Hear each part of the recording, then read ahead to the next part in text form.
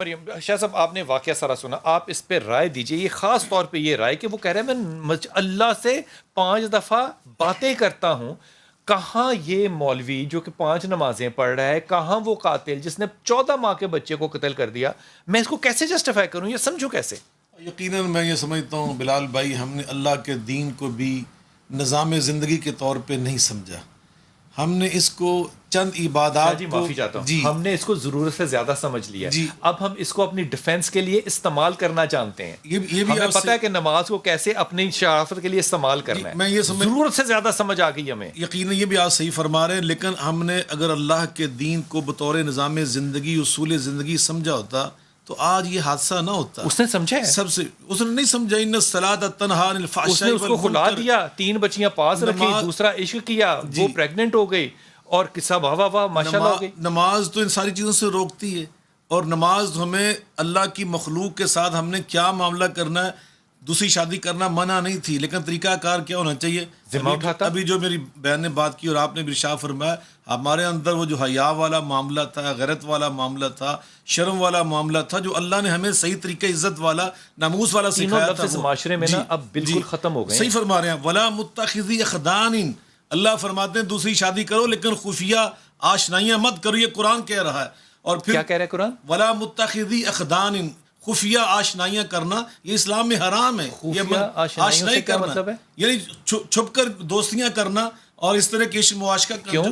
یہ منع اسلام. کیوں کیسے مطلب سارا معاشرہ کہہ رہا ہے یہ میرا دوست ہے، جی یہ میری دوست ہے، تو یہ غلط بات ہے؟ بالکل یہ غلط ہے. اس انداز سے ہم کہہ ہی نہیں سکتے. اسلام میں اس کی گنجائش ہی نہیں ہے. آپ بالکل آپ دوسری شادی کریں، پہلی شادی کریں، محبت سے کریں. اسلام میں کر سکتے ہیں لیکن پسند کی کریں. لیکن جب تک میں اسلام میں کسی کو اپنا دوست نہیں بنا سکتا. نہیں، میرے میں کردار ہے، میری آنکھوں میں حیا ہے. مرد کو بنائے گا، بیوی عورت کو بنائے گی، لیکن اس کے بعد جو رشتے اللہ نے بنائے اس کے بغیر، یہی تو حیا، یہی تو غیرت ہے. کل للمؤمنین یغضوا من ابصارہم وکل للمؤمنات یغضضن من ابصارہم. اور قرآن یہ کہہ رہا ہے امہات المؤمنین کو مخاطب کر کے خواتین اسلام کو سمجھانے کے لیے، فلا تخضعن بالقول فیطمع الذی فی قلبہ مرض. جب کسی سے بات تم نے کرنی کسی دوسرے مرض سے، تمہارا لب و لہجہ ایسا نہیں ہونا چاہیے، کھنکھناہٹ ہونی چاہیے. ایسا انداز نہ ہو کہ جس سے دوسرا سننے والا وہ کسی مرض میں مبتلا ہو جائے. تو میں یہ سمجھتا ہوں اس نے حقوق العباد کا معاملہ نہ بیوی کا حق سمجھا، نہ پہلی بیٹیوں کا حق سمجھا، نہ اس بچے کا حق سمجھا. اسلام میں واپس آتا ہوں. حضور مجھے یہ بتائیے کہ اس معاملے کو وہ کہہ رہے ہیں مبینہ طور پہ، میں لفظ مبینہ بار بار استعمال کر رہا ہوں جبکہ میں کرنا نہیں چاہتا. وہ کہہ رہا ہے کہ جناب یہ بچہ میرا نہیں تھا، میری محبوبہ کہ ہاں وہ پریگننٹ ہو گئی، اس نے مجھے زور لگایا، میں نے شادی کر لی، بچہ میرا نہیں تھا، میں نے اس کو قتل کر دیا. وہ بچہ جانور کا بھی ہو تو آپ بکری کا بچہ بھی جو ہے نا وہ چھوٹا نہر میں پھینک کے دکھائیں، آپ نہیں پھینک سکتے. اگر کوئی شخص جو ہے وہ یہ شک کرے کہ میری بیوی میں سے، نکاح والی بیوی میں سے اولاد یہ میری نہیں ہے، تو دین اس پہ کیا سٹینڈ لے گا؟ دیکھیں، نبی کریم علیہ الصلوۃ والسلام کی سیرت طیبہ ہمارے لیے مکمل ایک نظام زندگی کی حیثیت رکھتا ہے. وہاں ایسے واقعات موجود ہیں.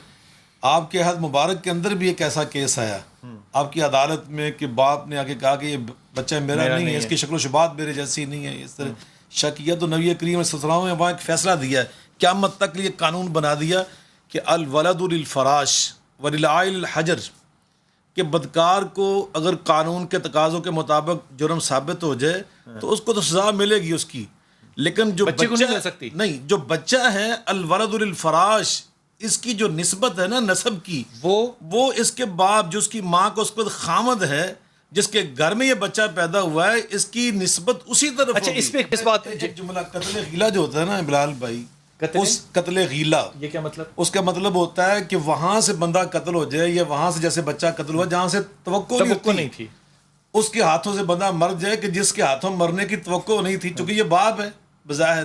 تو قتل غیلہ میں مدعی اس کو، مجرم کو معاف نہیں کر سکتا.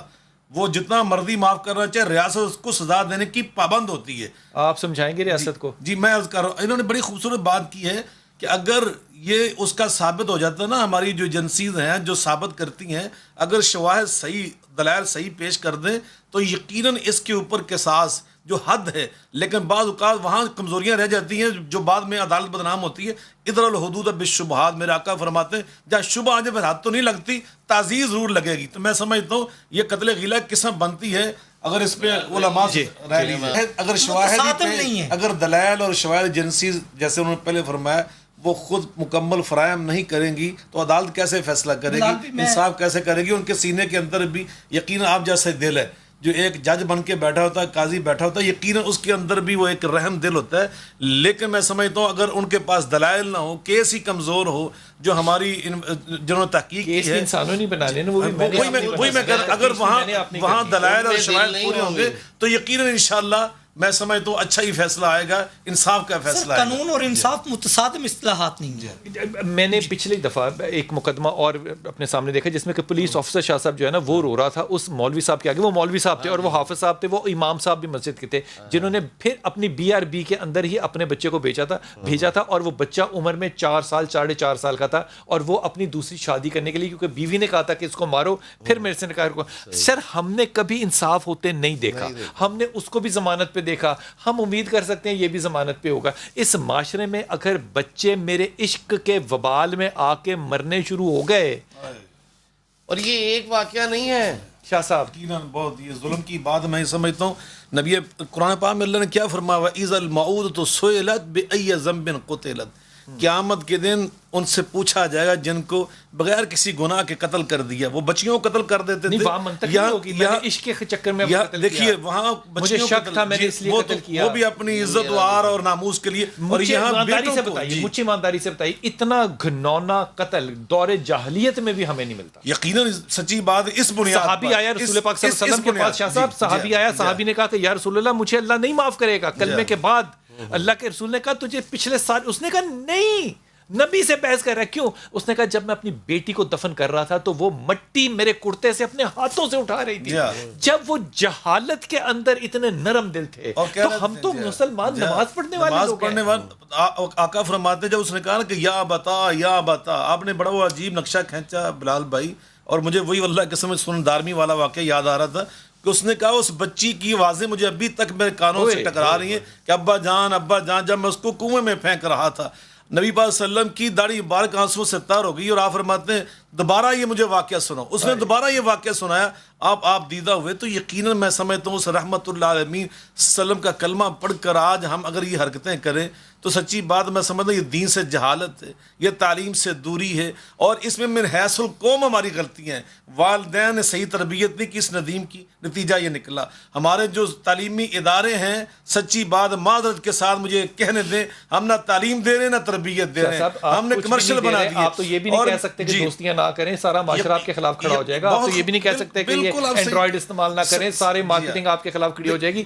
آپ کے ہاتھ آنکھیں منہ زبان بندی ہے. اب آپ سے میں کہہ رہا ہوں کہ ممبر سب کو صحیح کر دے. جی ممبر دیکھیں، ممبر کے پاس نہ کوئی اختیار ہے، لیکن میں سمجھتا ہوں سچی بات ہے ممبر سے بھی مجھے آپ نے آگ کھیلنے کے لیے دے دی ہے، اب میں ہاتھ جلاؤں گا نا، میں کیا اور کیا ہوگا. یقیناً آپ نے خود ساری چیزیں مہیا کر کے نبی پاک صلی اللہ علیہ وسلم نے ہمیں کیا فرمایا تھا، یہ منکرات جو ہیں ہاتھ سے روکو. یہ ہاتھ سے روکنا ہر انسان کے بس میں نہیں ہوتا، یہ حکومت کی ذمہ داری ہے، یہ حکمرانوں کا فریضہ ہے. الذین مکناہم فی الارض اقاموا الصلاۃ وآتوا الزکاۃ وامروا بالمعروف ونہوا عن المنکر. منکرات کو روکنا ہاتھ سے، قانون سازی سے، ڈنڈے سے، سلطے سے، یہ حکمرانوں کا کام تھا. ہمارا کام تو دوسرے درجے کا زبان سے روکیں. آپ بھی روک رہے ہیں، میں بھی کہہ رہا ہوں، ہمارے دوسرے دونوں بھائی کہہ رہے ہیں، تو یہ ہم تو یہ کہہ سکتے ہیں. لیکن سچی بات آج معاشرہ جو برائیوں سے بھر چکا ہے ہماری ان پالیسیوں کی وجہ سے، جو اسلام سے دوری کا نتیجہ میں سمجھتا ہوں. اگر اسلام کی ہم تعلیمات پہ عمل پیرا ہوتے، ایمانداری کی بات ہے آج ہمارا معاشرہ اس نجائز قسم عشق سے بھرا نہ ہوتا،